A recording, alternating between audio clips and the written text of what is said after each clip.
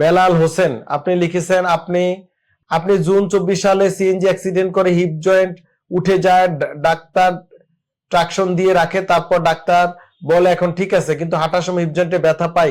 এই যে আরেকটা জিনিস খুব important, post traumatic post operative জোড়া নষ্ট হয়ে যায় হিপ জয়েন্টে, সবাই এবিএন বলে চালিয়ে দেয়। সব হিপ জয়েন্টের ক্ষয় এবিএন নয়। আমার ইউটিউব ফেসবুকে এটা আরেকটা ভিডিও আছে, একটু দেখবেন।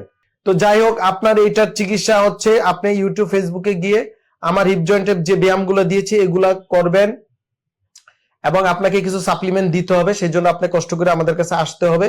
আসলে আমরা দিয়ে দিব, ওগুলা খাবেন, ব্যায়াম করবেন, এতে ইনশাল্লাহ ভালো থাকবেন, ওজন নিয়ন্ত্রণে রাখবেন। ধূমপান, বিষপান, ধূমপান, অ্যালকোহল, ইয়াবা, প্যাথিডিন, মরফিন বা এই জাতীয় গাঁজা সেবন বা এই জাতীয় যারা আপনারা করেন তারা এগুলা অ্যাভয়েড করবেন।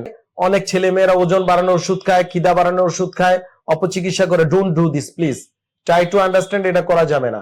তাহলে বেলাল সাহেব আপনার প্রশ্নের উত্তর আপনি পেয়ে গেলেন। ডিপিয়ার্স লিমিটেড, আস্থা, বিশ্বাস ও নির্ভরতায় অবিচল।